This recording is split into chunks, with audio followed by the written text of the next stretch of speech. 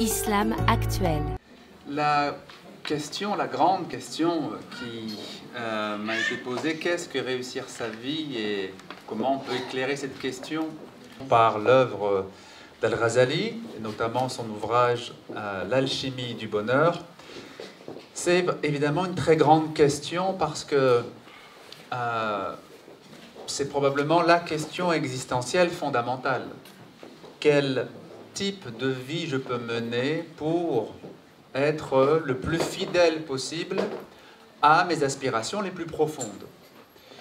On va partir de l'éclairage que nous donne Al-Ghazali dans ce petit ouvrage, petit mais très dense et très riche, qui s'appelle Kimia Sa'ada, l'alchimie du bonheur. Dans cet ouvrage, Al-Ghazali, donc vous le situez à peu près, c'est un auteur persan du XIe siècle. Il est né en 1058, il est mort en 1111, et il a beaucoup réfléchi sur la façon de revivifier la spiritualité musulmane.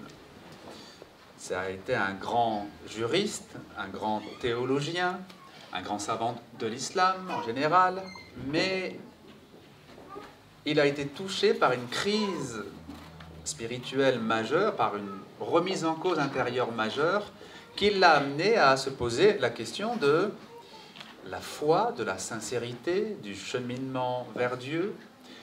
Et ça l'a amené à sa retraite spirituelle, qu'il a accomplie quand il avait 36 ans. Et c'est durant cette retraite spirituelle qu'il a pu se réconcilier avec lui-même, se réconcilier avec son Seigneur, et avoir l'éclairage et les réponses aux questions existentielles qu'il se posait.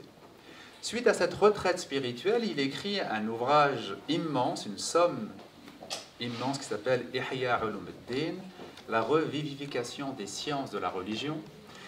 Dans ces milliers de pages, il expose comment on peut vivre sa vie de croyant, comment on peut pratiquer, par exemple, la prière, le jeûne du mois de Ramadan, les rites du pèlerinage, en fidélité avec les enseignements de l'islam, mais surtout en vivant la chose de l'intérieur, avec une démarche spirituelle. Il essaye de coupler les deux. Il essaye de faire en sorte, disons, que le rituel ne soit pas coupé du spirituel, parce que pour lui, c'est la raison pour laquelle toutes les difficultés que rencontre la communauté musulmane de l'époque, pour lui, donc, la raison profonde, c'est ce divorce entre le rituel et le spirituel, entre la pratique religieuse et le cheminement intérieur. Et donc, il essaye, à travers des milliers de pages, de revivifier l'islam, justement, et de montrer comment les deux peuvent aller de pair. Mais alors, quelque temps après, prenant conscience que tout le monde n'est pas forcément capable de lire des milliers de pages, il se dit, il faudrait que je résume cet ouvrage, il faudrait que je transmette en quelques pages l'essentiel de mon message, l'essentiel de ce que j'ai voulu donc faire connaître.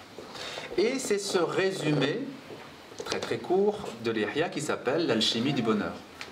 Alors c'est étrange de passer de la revivification des sciences de la religion à un résumé dont le titre n'a presque plus rien à voir, puisque c'est l'alchimie du bonheur.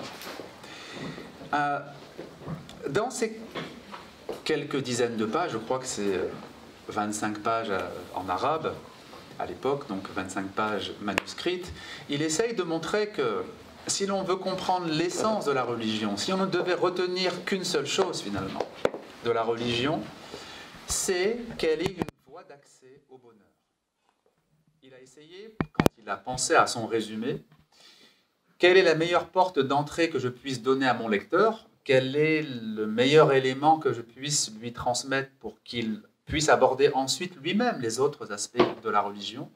C'est cette notion de bonheur qu'il a retenue. Mais le titre est bien construit. Il parle du bonheur, mais il parle aussi d'une alchimie. Kimia Sa'ada, donc, le mot kimia, c'est un mot persan qui est ensuite passé en arabe et qui est passé ensuite dans les langues européennes, qui a donné le mot chimie, tout simplement. Mais avant de donner le mot chimie, il a donné le mot alchimie en français. Et l'alchimie, qu'est-ce que c'est? C'est l'art de la transmutation. transmuter les matières viles en matières nobles. Symboliquement, transmuter le plomb en or. Donc le mot alchimie est utilisé ici pour exprimer la transformation. Qu'est-ce que veut dire Ghazali par là? Il veut dire que la religion, l'envoi des prophètes, comme il le dit, les 124 000 prophètes envoyés à l'humanité, sont envoyés pour être des guides, des phares dans la voie de ce qui mène au bonheur terrestre et céleste. Mais pour comprendre ce message, pour pouvoir réellement saisir le message des prophètes, il faut vivre une transformation. Et c'est ce qu'il appelle donc l'alchimie.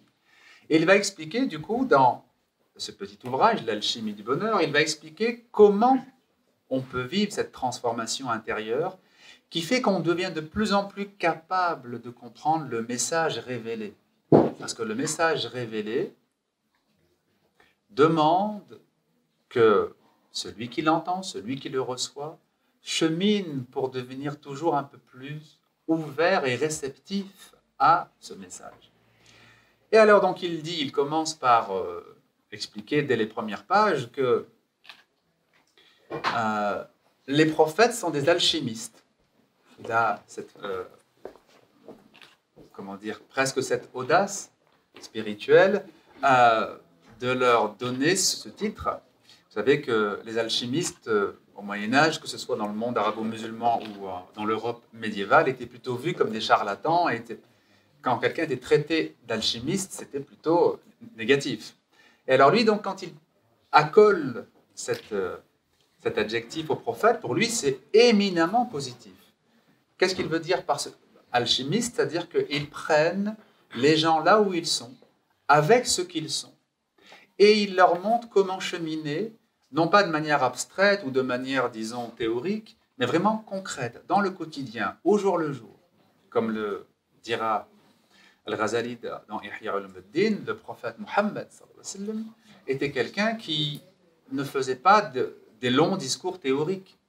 Il vivait sa foi. Et ceux qui étaient autour de lui profitaient de cet exemple vivant. Cette alchimie, cette transformation de ceux qui étaient autour du prophète, se fait par as-suhba, par la compagnie, par le fait d'être dans sa présence, le voir parler, le voir réagir, voir comment il vit une épreuve, voir comment il répond à une provocation. Tout cela, c'est l'alchimie de l'éducation spirituelle. Et donc, quand l'imam Ghazali dit que les prophètes sont des alchimistes, il veut dire qu'ils aident à une transformation réelle de l'être, une transformation profonde de l'être. Et sans cette transformation profonde de l'être, il ne peut pas y avoir de réel cheminement spirituel. Alors, donc ça, c'est la première chose. La deuxième chose donc, qu'il va développer dans Ihya Ulumuddin, c'est donner des outils de connaissance de soi. Il part d'un verset du Coran qui dit nous leur montrerons nos signes aux horizons et en eux-mêmes jusqu'à ce qu'il leur soit clair que ceci est la vérité. Sanurihim ayatina fil afaq wa fi anfusihim hatta yatabayyana lahum annahu al-haq. Et donc, ce verset, il est très important pour lui parce que il est pour lui l'appel divin à la connaissance de soi. Nous leur montrerons nos signes dans les horizons et en eux-mêmes jusqu'à ce qu'il leur soit clair que ce message est la vérité. Qu'est-ce que nous dit ce verset? Il nous dit, pour comprendre la révélation, il faut saisir les signes de Dieu dans la création, l'harmonie de la création, l'harmonie présente dans la nature, mais aussi comprendre les signes de Dieu en nous-mêmes. Alors, il y a des signes divins, on va dire très visibles, ce sont nos sens, le fait que nous sommes capables de voir, d'entendre, de saisir. Ce sont des bienfaits, ce sont des dons, évidemment. Mais ces dons et ces bienfaits ne sont pas les seuls. Il y a des dons et des bienfaits intérieurs. Et Ghazali va dire que les bienfaits intérieurs, ceux qui constituent même notre être, sont ceux qu'on ignore le plus. On ne sait pas qui nous sommes et non plus ce que nous sommes à la base. Alors, il dit, quand je dis à ceux qui m'entourent, vous ne vous connaissez pas, les gens protestent et disent, mais si, je me connais très bien. Et quand on leur demande alors, dites-nous ce que vous connaissez, ils vont citer des choses très extérieures. Ghazali expose dans cet ouvrage L'alchimie du bonheur que pour se connaître, il faut d'abord connaître ce que sont nos facultés, les facultés que Dieu nous a données. Alors, il y a les 5 sens, qui sont plus ou moins faciles à remarquer, mais il y a des sens intérieurs aussi. Et ces sens intérieurs, ces facultés de l'âme, dit El-Ghazali, ce sont des joyaux que nous possédons et que nous utilisons très peu, ou disons trop peu. Et donc il va exposer ce qu'est l'âme humaine avec ces 4 grandes facultés que sont la raison, le sentiment, la mémoire et l'imagination. Et ces 4 facultés, évidemment, on les utilise tous les jours, mais sans savoir réellement en tirer parti, sans savoir réellement comment elles peuvent participer à être d'abord une voie de connaissance de soi, et comment on peut les utiliser pour notre cheminement spirituel. Ghazali va partir d'une sentence, d'une sagesse très connue qui dit « Man arafa nafsah, faqad arafa rabbah » Qui se connaît soi-même, ou qui connaît son âme, connaît son Seigneur. Et donc il explique que lorsqu'on apprend à saisir les signes divins qui sont en nous, et notamment quand on apprend à saisir comment les facultés de l'âme sont des embarcations, comme il le dit, des embarcations qui peuvent nous faire voguer et naviguer vers Dieu, alors notre cheminement devient possible et notre religiosité, la façon dont nous vivons la religion, peut devenir positive. Parce que la religiosité n'est pas toujours positive. Il y a des formes de religiosité positives et il y en a des négatives. Il y a même des formes de religiosité pathologiques. D'accord ? Il y a des façons de s'attacher à la religion qui peuvent être pathologiques, n'est-ce pas ?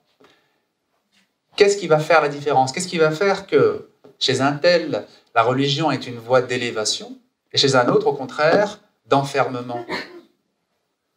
La disposition intérieure, la façon dont je suis disposé, c'est elle qui va diriger la façon dont je reçois le message, dont je comprends le message. Et Ghazali donc insiste sur la connaissance de soi. Alors, les facultés de l'âme, il en parle longuement, et on ne va pas toutes les voir nous, mais si vous lisez l'ouvrage, vous verrez que c'est bien exposé. Mais on va parler par exemple de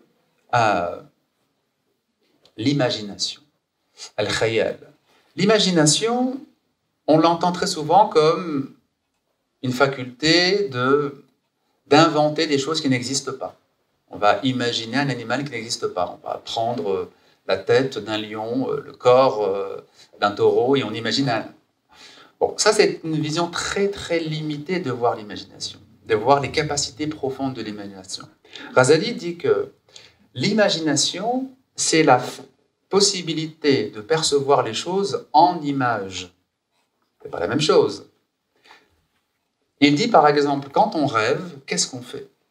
Le rêve, n'oublie pas, c'est un tiers de notre vie, n'est-ce pas ? Disons, le sommeil en tout cas, c'est un tiers de notre vie.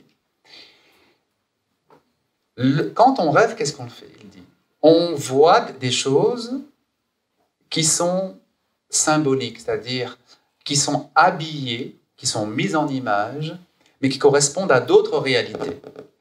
Vous savez que par exemple, le prophète a enseigné que quand on se voit en rêve boire du lait, ça symbolise quoi ? Ça symbolise l'acquisition de la science, de la connaissance. Celui qui, dans un rêve, se voit boire beaucoup de lait, c'est une annonce, on pourrait dire, que c'est quelqu'un qui va recevoir la connaissance. Ghazali dit, le lait en soi n'a pas de lien direct avec la connaissance, n'est-ce pas ? Mais c'est une façon de nous représenter les choses, l'imagination humaine va mettre une image, va faire un lien entre le lait qui est un élément extérieur, matériel, et la connaissance qui est immatérielle. L'imagination, donc, il dit, c'est très important parce que c'est la capacité de voir les choses symboliquement, de percevoir les symboles. Et la compréhension des symboles est très importante pour les révélations, dit Razali. Le langage des révélations, en grande partie, qu'est-ce que c'est? Amthal, des paraboles et des symboles. Et Razali va dire, c'est la raison pour laquelle le prophète a enseigné que le rêve véridique, la vision en rêve véridique, est un 46e de la prophétie, n'est-ce pas? Beaucoup d'entre vous avez déjà entendu ce hadith, le rêve véridique est un 46e de la prophétie. Quel lien il y a à faire entre rêve et prophétie? Razali dit, c'est le symbolisme, le fait que à la fois les révélations et à la fois le rêve s'expriment par symbole. Eh bien, c'est l'imagination qui est capable de saisir les symboles, qui est capable de les assimiler en profondeur. Et quand on a une certaine profondeur dans la façon d'utiliser notre propre imagination, nous dit Al-Razali, on a une plus grande facilité à pénétrer le symbolisme de la religion, les enseignements symboliques des textes révélés. Et donc il fait la même chose pour les autres facultés de l'âme. Quand on les délaisse, dit Al-Razali, c'est un grand malheur qui nous attend, parce qu'on s'appauvrit sans même s'en rendre compte. Quand on a une approche trop scolaire, par exemple, de la religion, trop rigide, trop limitée par les définitions, on s'appauvrit, et lui-même l'a vécu, et ça a été une des raisons de sa crise spirituelle. C'est-à-dire qu'il était extrêmement érudit, c'était peut-être le plus érudit de son époque, mais il sentait un vide intérieur. Il sentait que la religion ne lui apportait aucun épanouissement, aucun bonheur. Et c'est par la suite donc qu'il a pu évidemment revoir tout cela, prendre de la distance par rapport à la formation théologique très formatée qu'il avait pu donc recevoir. Dans le même ouvrage, il aborde un autre aspect de l'épanouissement et du bonheur spirituel qui est, dit-il, la maîtrise de soi. La maîtrise de soi, c'est la condition même de l'épanouissement spirituel.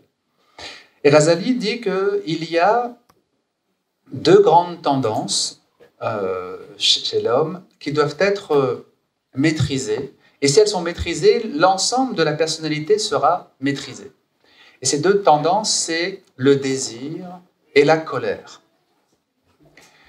Disait le désir et la colère, lorsqu'ils sont encadrés et maîtrisés par le cœur, par la partie spirituelle de notre être, loin d'être des obstacles, ils sont au contraire des éléments qui nous propulsent vers l'avant. Souvent, on a l'impression qu'il faut, quand on est croyant, il faut absolument éteindre la colère en soi, n'est-ce pas? Il y a même un hadith qui insiste 3 fois « La tardab, ne te mets pas en colère, ne te mets pas en colère, ne te mets pas en colère ». Razali dit « Oui, mais il faut bien comprendre cela. Il faut bien comprendre qu'est-ce que cela veut dire. Il faut maîtriser la colère, mais pas la faire disparaître. Parce qu'il y a des colères saines, il y a des indignations contre l'injustice, par exemple, qui sont bonnes. Elles deviennent négatives quand on se laisse emporter par elles. Ça, c'est autre chose. Mais en soi, l'indignation, face à une injustice, par exemple, est une bonne chose. Razali dit que si on fait disparaître complètement la colère, on devient apathique. On devient donc sans réaction. Donc il ne s'agit pas de devenir apathique et sans réaction. Il s'agit de faire en sorte que la colère soit une saine colère. Si bien que c'est plus tout à fait de la colère comme on l'entend au sens de al-ghadab. Ça devient une saine colère, ça devient une force pour s'indigner, pour lutter contre les injustices, pour affirmer le droit, défendre le faible, etc. Et donc, il dit, c'est la même chose pour les désirs. ne peut pas supprimer les désirs. Il faut les encadrer par l'orientation du cœur. Parce que Razali dit, si on fait disparaître les désirs, si on pousse, on va dire, le détachement jusqu'à son extrême, eh bien, on devient insensible à toute chose. On devient insensible et toute chose nous devient égale. Et la vérité et l'erreur ne sont pas la même chose. Le bien et le mal ne sont pas la même chose. On ne peut pas être insensible, on doit désirer certaines choses, mais il faut désirer les bonnes choses, dira-t-il. Et donc, pour lui, il s'agit d'un équilibre. Cet équilibre, c'est l'équilibre subtil entre le désir, la colère et le cœur. Le fait que le cœur les oriente, que le cœur les englobe. Toujours dans ce petit ouvrage, vous voyez, qui dit beaucoup de choses, qu'il aborde beaucoup de sujets en peu de pages, il va insister sur d'autres aspects du cheminement spirituel qui sont liés à la façon d'adorer Dieu, à l'ibadat. Il explique dans cet ouvrage que les actes comme la prière, le jeûne, la zakat, les rites du pèlerinage sont facilement ou peuvent tomber facilement dans le mécanisme, dans le fait de les accomplir de manière mécanique. Et surtout quand ce sont des actes répétés quotidiennement, comme les 5 prières quotidiennes par exemple. Or, si on veut échapper à ce piège, si on veut que la pratique soit réellement quelque chose qui vienne de l'intérieur et qui nous nourrisse intérieurement, il faut 2 choses, dit-il. 1, il faut y mettre du sens, le sens, et 2, il faut y mettre du dhikr, il faut y mettre le souvenir de Dieu, la présence de Dieu. L'ensemble des rites de l'islam, pour lui, n'ont été institués que pour véhiculer le dhikr, pour véhiculer la présence de Dieu, pour véhiculer le souvenir de Dieu, pour être une voie de rappel du divin. Et pour que la prière soit un dhikr, pour que le jeûne soit un dhikr, pour que les rites pèlerinages soient un dhikr, soit donc un rappel de Dieu. Il faut que dans notre vie, dit-il, nous donnions une place au dhikr lui-même, à cette pratique essentielle, même on pourrait dire quintessentielle de l'islam, qu'est le dhikr, c'est-à-dire la répétition de formules sacrées ou de noms divins. Parce que c'est cette pratique, dit-il, d'abord qui lui a ouvert les portes de la compréhension profonde de la religion, et de toute façon, dit-il, c'est ce que le Coran enseigne. N'est-ce pas par le rappel de Dieu ou le souvenir de Dieu que les cœurs s'apaisent, qu'on peut atteindre à cette paix intérieure et qu'on peut goûter à la présence du divin. Si on pratique, dit Razali, suffisamment le dhikr, on va, comment dire, ramollir le cœur. Le cœur s'endurcit, dit-il, par la vie quotidienne, par les soucis du quotidien, par la frivolité dont on peut faire preuve de temps en temps, par nos manquements, par nos fautes, etc. Tout ça contribue à durcir le cœur. Et donc, au début, dit-il, la répétition d'une formule sacrée, la répétition, par exemple, de La ilaha illallah, paraît stérile, c'est-à-dire je répète 100 fois la même formule, mais je ne ressens rien, pire, parfois même je pense à autre chose. Mais, dit-il, si tu persistes dans le dhikr, tu vas voir qu'à partir d'un certain moment, ce que ta langue dit, eh bien ton cœur le dit aussi. C'est-à-dire que la formule La ilaha illallah prononcée par la langue devient prononcée par le cœur aussi. Le cœur participe à ce dhikr de la langue, dans un deuxième temps, bien sûr. Et il dit dans un troisième temps, tu peux même arriver à un stade où, sans même que la langue ait besoin de prononcer La ilaha illallah, le cœur prononcera cette formule. Et c'est ça le dhikr profond. Et pour lui, c'est ça le véritable dhikr, ça, disons. Le stade vraiment ultime. En tout cas, c'est le dhikr du cœur. Il dit, c'est cette pratique-là, ce cheminement-là qui va redonner de la vie, de la profondeur à tes 5 prières quotidiennes, à ton jeûne du mois de Ramadan, au rite de la Umrah ou du pèlerinage, etc. Et donc, nécessairement, il se sent obligé, même s'il n'a que quelques dizaines de pages, il consacre quand même quelques pages au dhikr, à la pratique des dhikr, parce qu'il sait aussi que c'est fondamental pour redonner de la profondeur aux autres rites de l'islam.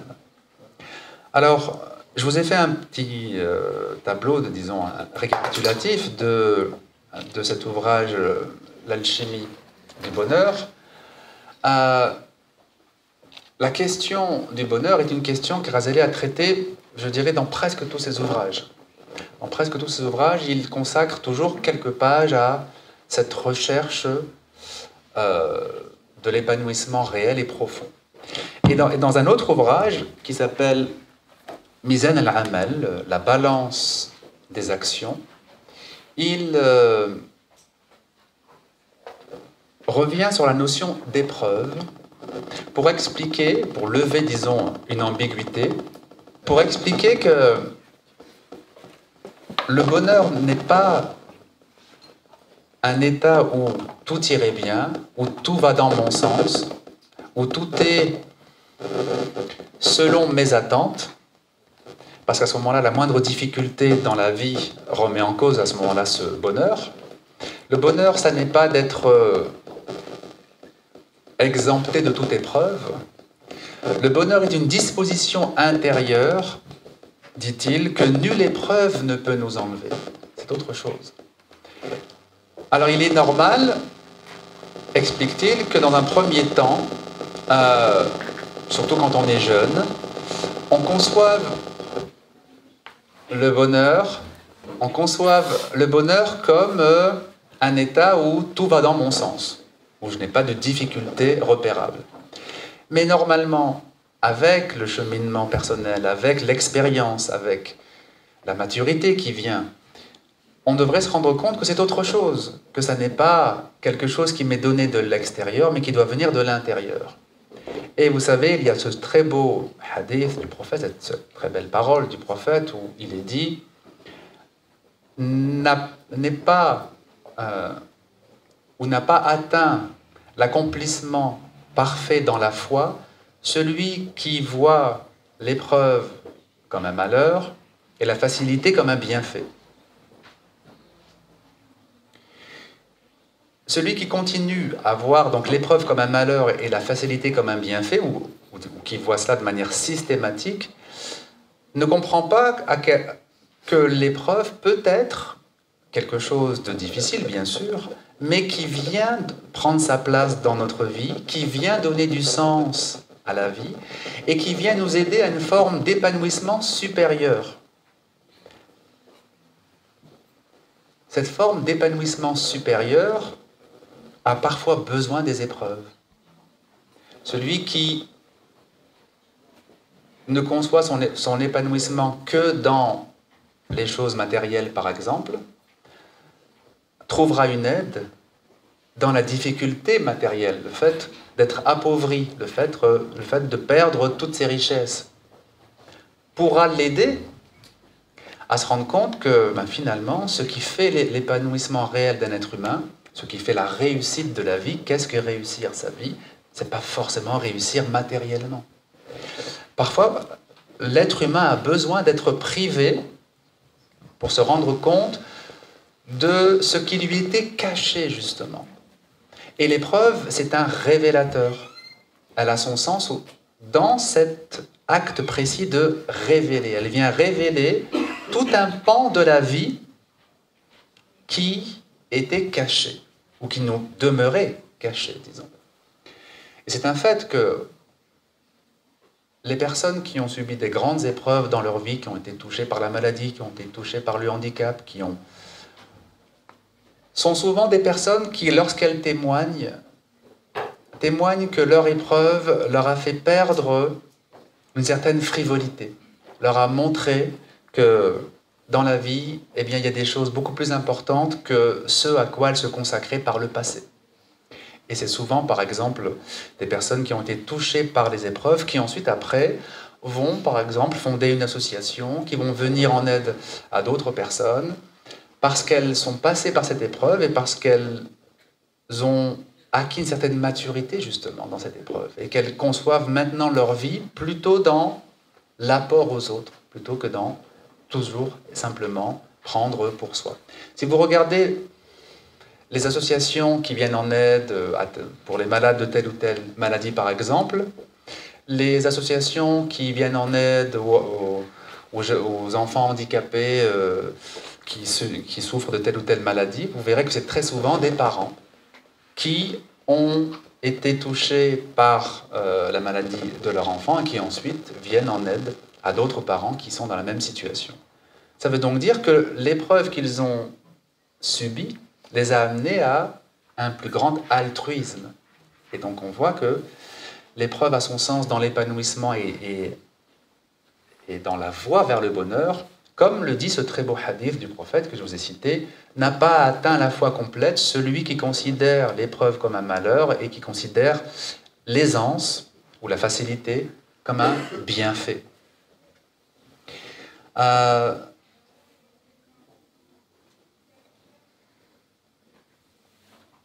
On pourrait dire que c'est toute la vie de l'imam al-Ghazali qui est parlante dans la quête du bonheur, parce que quand il a quitté Bagdad à l'âge de 36 ans, il quitte tout, il quitte ses proches, il quitte sa famille, il quitte son poste de professeur à la Nizamiya pour cette retraite spirituelle qui peut être très longue, il ne sait pas encore combien de temps il va rester en retraite.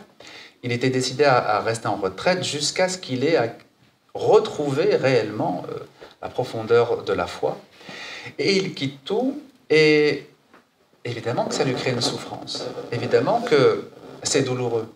Il a des enfants qui sont en bas âge encore à l'époque. Mais il sait que ce passage douloureux est une nécessité pour lui. Il ne dit pas que c'est ce que tout le monde doit faire, évidemment. Mais il a compris que pour lui, dans son cas à lui, le retrait, douloureux et difficile, faisait partie de l'épanouissement qu'il recherchait et de cette pleine maturité de la foi à laquelle il aspirait. Donc c'est toute sa vie finalement qui est une leçon dans la quête du bonheur authentique. Et c'est vrai qu'à une époque comme la nôtre, où parfois on a tendance à entendre ci et là des recettes un peu faciles d'épanouissement personnel, de développement personnel, où on laisse entendre que le bonheur, c'est de pouvoir réaliser ce que vous voulez réaliser, ce qui va dans votre sens, etc. Et on oublie très souvent, ou trop souvent, on oublie que dans les épreuves, il y a aussi quelque chose de précieux qui peut nous amener à une forme de bonheur qu'on ne soupçonnait même pas, qui peut nous ouvrir des portes sur une autre façon de vivre, une autre façon d'être qu'on ne soupçonnait pas. Et ça n'est pas vrai qu'il y a des recettes faciles pour le bonheur. Il n'y a pas de recette facile. Si on vous vend une recette, rendez-la à celui qui veut vous la vendre parce qu'il n'y en a pas.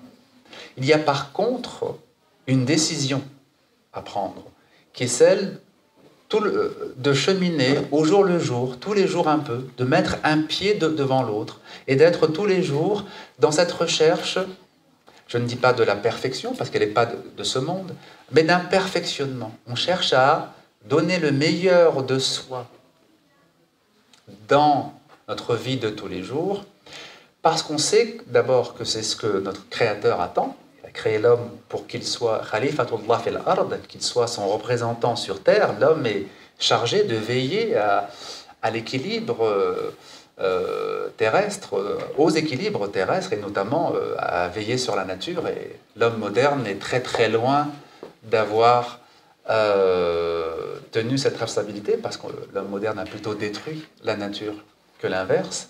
Mais si tous les jours on essaye de donner le meilleur de soi là où on est, avec ses enfants, avec ses voisins, avec ses parents, avec ses collègues de travail, non seulement effectivement on en retire un épanouissement, mais on apporte aussi de l'épanouissement aux autres. C'est pas forcément facile, évidemment, parce qu'on n'a pas forcément des collègues idéaux. C'est pas forcément facile parce qu'on n'a pas forcément des enfants idéaux non plus. C'est pas facile parce qu'on n'a pas des parents idéaux non plus. Rien n'est idéal, mais on peut faire quelque chose. On peut toujours donner quelque chose. Et donner de soi dans ce que nous faisons, dans ce que nous avons à faire, c'est à mon sens la voie progressive, lente évidemment, mais sûre vers le bonheur. Loin des recettes rapides qui nous promettent le bonheur en 6 mois, c'est plutôt une orientation de la vie qui change beaucoup de choses, qui petit à petit évidemment change beaucoup de choses. Et quand on regarde vers le passé, quand on regarde ce qu'était ma situation de famille il y a 5-6 ans, eh bien on peut se rendre compte qu'elle a complètement changé. Parce que si tous les jours vous donnez le meilleur de vous-même, même si vous avez l'impression sur le court terme que ça ne porte pas de fruits, vous verrez que sur les années, ça porte des fruits. Ça porte des fruits, comme le prophète Mohammed a, à force de bonté, à force de générosité, à force de patience, a fait changer tout ce qui l'entourait. Et certes, ce n'est pas facile. Donc j'ai parlé par notre façon d'être et notre comportement, amener l'autre à changer, et vous disiez qu'à ce moment-là, c'est comme si on n'insiste pas sur la responsabilité de l'autre à changer. Voilà, et donc du coup l'autre se déresponsabilise à changer, et nous on a le pouvoir sur le changement de l'autre, mais que fait l'autre? Oui. Alors non, c'est pas qu'on a le pouvoir sur le changement de l'autre, on n'a pas de pouvoir pour changer les autres. En donnant le meilleur de vous-même, vous le faites d'abord pour vous. C'est d'abord à vous que vous faites un bien. Et il se peut que ce bien donc touche cette personne rapidement, comme il se peut que ça ne la touche pas, comme il se peut que ça la touche très tardivement. Il faudra, le prophète, par exemple, n'a touché Abu Sofyan qu'au bout de 11 ans. 11 ans d'hostilité, de persécution, de guerre. Mais au bout de 11 ans, quand il a vu Abu Sofyan à la Mecque, le prophète rentre à la Mecque et il promet l'amnistie pour tout le monde et donc personne ne sera puni et châtié. Et Abu Sofyan est très étonné parce qu'il se dit mais avec tout ce qu'on lui a fait, il devrait tous nous massacrer. Et il pardonne à tous et il va voir Abu Sofyan et il lui dit: n'as-tu pas honte? N'est-il pas temps pour toi de comprendre que je suis l'envoyé de Dieu? C'est-à-dire qu'il lui fait un petit reproche comme s'il avait fait une petite bêtise, alors qu'il est à l'origine de la mort de centaines de personnes. Et Abu Sofyan se dit, mais une telle bonté, quelqu'un qui a cette force de caractère, de garder sa bonté, alors qu'aujourd'hui il peut se venger, enfin, il a tout pouvoir pour se venger, il a été touché seulement à ce moment-là. Alors qu'il a vu le prophète agir toujours avec la même bonté pendant des années et ça ne l'a pas touché. Bon, donc si vous voulez, on n'a pas pouvoir pour changer les autres, mais se changer soi-même, c'est la priorité des priorités. Et celui qui se change donc lui-même, même en admettant qu'il n'y ait aucun fruit autour de lui, ce que je pense très peu probable, mais même s'il n'y avait aucun fruit, ce serait pas grave, puisque se changeant lui-même, il s'est défait des boulets qu'il traînait avec lui et qui l'alourdissaient. Mais moi je pense que dans la création, Allah a mis une certaine sagesse, et il y a une loi, si vous voulez, une sorte de ce qu'on appelle sunnatullah fil khalq, une sorte de constante divine dans la création, qui fait que quand on se change soi-même, de manière imperceptible et parfois même incompréhensible, il y a des changements qui se font autour de nous. Alors ça prend parfois du temps, parfois c'est plus rapide, ça nous échappe, mais en tout cas oui, on ne déresponsabilise pas l'autre simplement par le fait qu'on se concentre sur ce qu'on a à faire. Oui. Que faire lorsque on est face à des personnes qui sont des strapontins? Oui. Alors, la question, c'est comment faire quand on est... Oui. Quand on est face à des personnes qui combattent le bien ou qui rejettent le bien, et quelle attitude, quelle stratégie, vous disiez, on pourrait adopter. De manière générale, il faut toujours adapter son comportement et son langage à ceux qui sont en face de nous, de manière générale. Quand on parle à des enfants, évidemment, on ne parle pas de la même façon que quand on parle à des adultes. Quand vous parlez à des personnes, je ne sais pas, qui connaissent très très bien l'islam, vous n'en parlez pas de la même façon à des personnes qui ne connaissent pas et qui découvrent même le béaba, vous allez vous mettre au niveau. Eh bien, c'est pareil pour le don. Il ne faut pas être trop généreux non plus. Le Coran nous dit que les prodigues, ceux qui donnent trop, ceux qui donnent trop sont les frères des démons.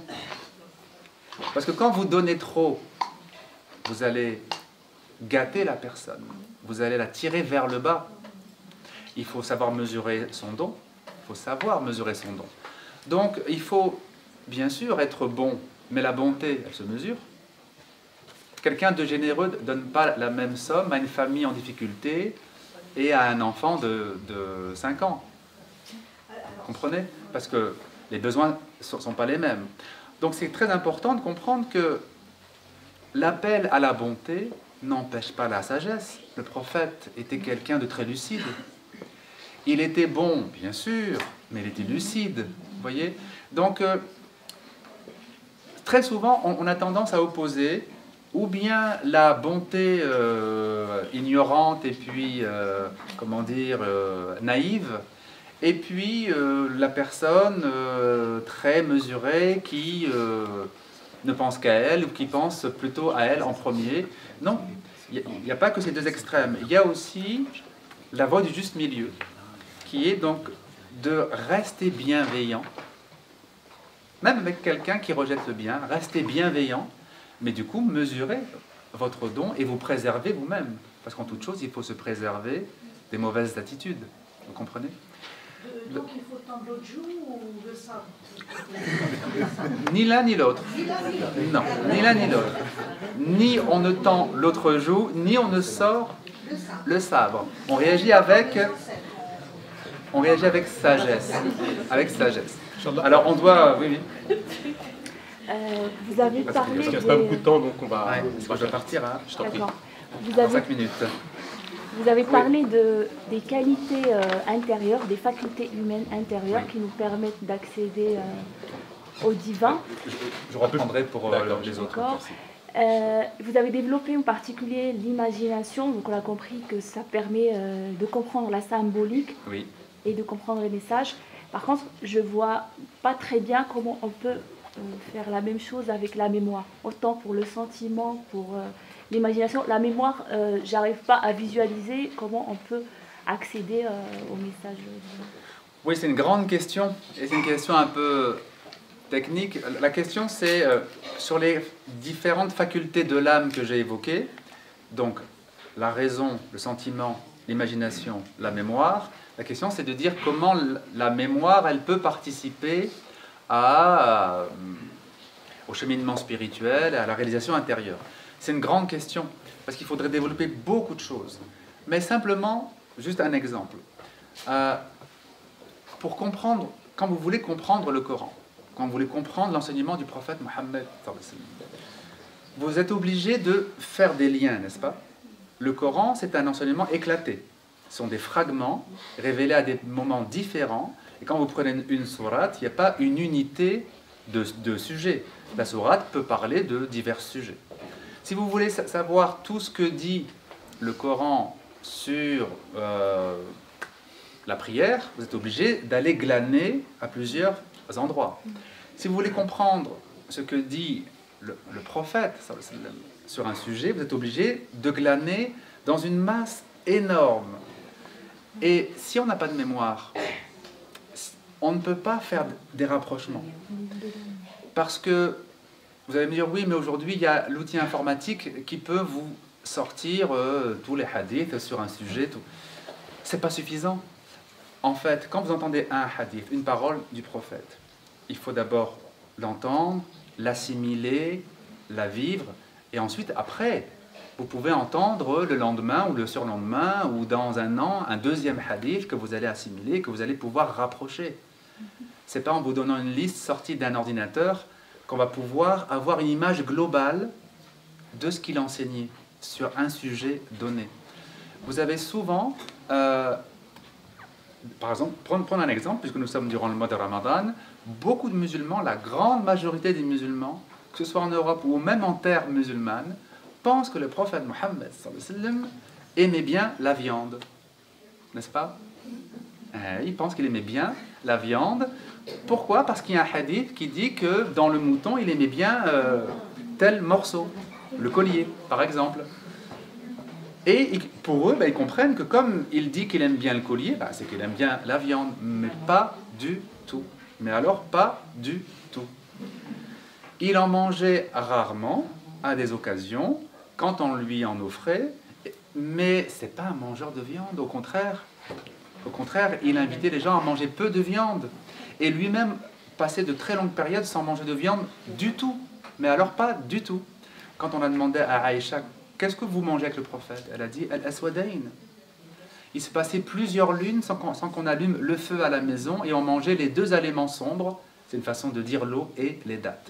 Donc, ce n'est pas du tout un mangeur de viande. Mais comme il y a ce hadith qui n'arrive pas à rapprocher avec d'autres hadiths, je vais vous donner encore un autre hadith qu'il faut rapprocher pour comprendre. Un jour, il se lève de table alors qu'il était chez sa fille Fatima, et parce que c'est l'appel à la prière, il se lève pour aller prier. Et sa fille lui dit, mais tu ne vas pas faire les ablutions? Il lui dit, pourquoi ferais-je des ablutions? Parce que tu viens de manger des aliments cuits. Il a dit, oui, mais je peux prier sans. Qu'est-ce que ça veut dire? Ça veut dire que au début de l'islam, il a demandé à tous les musulmans de refaire leurs ablutions dès qu'ils mangeaient des aliments cuits, et en particulier de la viande.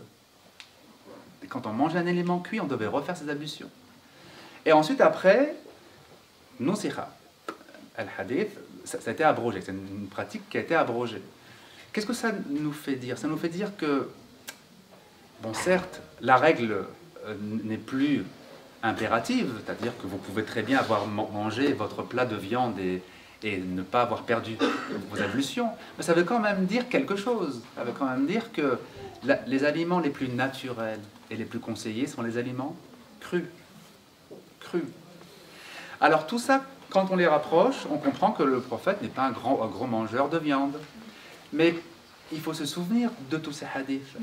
Il faut pouvoir faire des liens, parce que moi, les liens que je vous fais, ce sont des hadiths que j'ai entendus à plusieurs années d'intervalle. J'ai eu la chance de ne pas les oublier dans ma mémoire. Du coup, j'ai pu faire ces liens, mais sinon, comment faire des liens quand vous oubliez tout? Vous voyez, la question de la mémoire, c'est une question extrêmement profonde, et je vais juste conclure sur cette chose-là. L'émir Abd al-Qadir, que vous connaissez peut-être, l'émir Abd al-Qadir, il a cette remarque très profonde sur les mémoires. Il dit, quelle est la différence entre ce que vous voyez en rêve et ce que vous voyez dans la vie éveillée? C'est quoi la différence?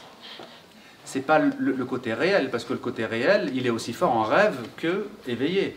Quand vous apprenez une bonne nouvelle dans un rêve, vous êtes très content. Aussi content que quand vous êtes éveillé. Et quand vous avez l'impression que quelqu'un veut vous tuer, vous êtes effrayé en rêve, autant que vous le seriez dans la vie quotidienne. C'est pas le ressenti qui est différent, il dit, c'est la continuité. C'est le fait que dans la vie quotidienne, si vous posez un objet là, vous allez dormir, le lendemain, il est encore là. S'il n'y a pas eu de voleur qui passe par là. Mais le rêve n'a pas de continuité. C'est-à-dire qu'aujourd'hui, vous pouvez rêver que vous habitez en France, demain, vous pouvez rêver que vous habitez au Maroc. Il n'y a pas de continuité entre les épisodes rêvés. Il dit, c'est la seule différence. Or, quand vous oubliez quelque chose, vous rencontrez une personne, elle vous enseigne quelque chose. Le lendemain, vous l'avez oublié. C'est une petite discontinuité, n'est-ce pas, qui vient d'apparaître dans votre dans le continuum de votre vie. Et ces discontinuités, s'il y en a beaucoup, ça commence à être problématique. En réalité, ce que nous vivons a une certaine continuité, bien sûr. Si vous êtes professeur aujourd'hui, demain vous allez dormir, vous serez encore professeur. Mais il y a plein de zones où il y a des discontinuités. Vous avez oublié quelque chose. Une personne vous a menti un jour, mais vous l'avez oublié. Si vous avez oublié qu'elle vous a menti, vous n'avez pas forcément la même approche de cette personne. Et donc, vous allez avoir comme ça des discontinuités qui font que la personne qui a une mémoire extrêmement vivace et la personne qui a une mémoire à trous n'ont pas la même continuité dans leur vie de tous les jours. C'est quelque chose qu'il faudrait développer, hein, mais en tout cas, vous verrez chez Al-Ghazali que ces remarques sur la mémoire sont vraiment très profondes. Et malheureusement, moi je dois partir parce que je suis attendu à Sarcelles pour une conférence. Oui. Alors allez-y, rapidement, oui. Comme salam.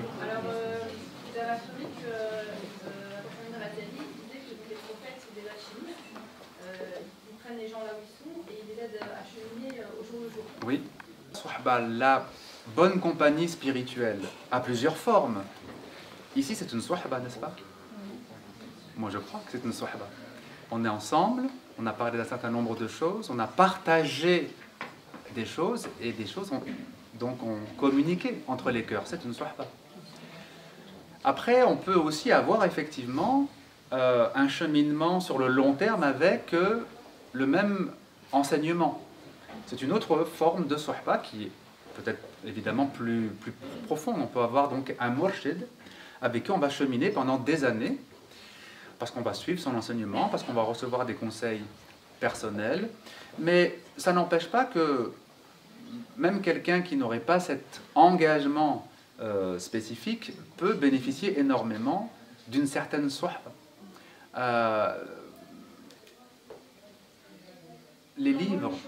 Alors attendez. Ouais, mais attendez. Les livres, par exemple, c'est aussi une certaine sohba.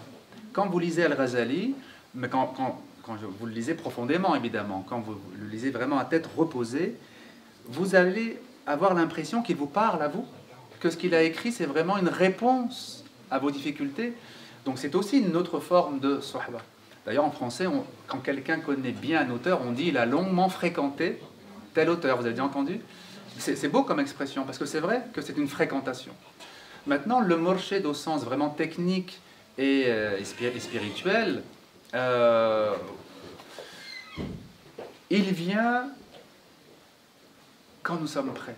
Comme disent les shouyour, ils disent quand le mourid est prêt, le murshid apparaît. Même s'il est à l'autre bout du monde, vous allez vous retrouver là-bas, sans savoir pourquoi vous êtes là-bas, et vous allez le rencontrer. C'est une question vraiment de préparation intérieure. Il faut donc cheminer au jour le jour, avec les moyens que Dieu a mis à votre disposition, des rencontres comme celle-ci, d'autres types de rencontres, les ouvrages spirituels, et puis vous verrez que petit à petit, vous êtes peut-être appelé à suivre telle ou telle forme d'enseignement. Et c'est vraiment comme ça que les choses se font. Je connais des centaines de personnes pour qui ça s'est fait comme ça. Ils ne l'ont pas recherché pour le rechercher. Mais comme ils cheminaient, ils se sont retrouvés voilà, dans cette proximité. Voilà. Allah yabarak fikoum, je dois vraiment partir maintenant. Merci de ta confiance. On reste en contact. Tu veux accéder à plus de ressources pertinentes et participer au projet? Rends-toi sur islamactuel.org et Facebook, Instagram, YouTube et les plateformes de podcast. Merci et à bientôt. Salam.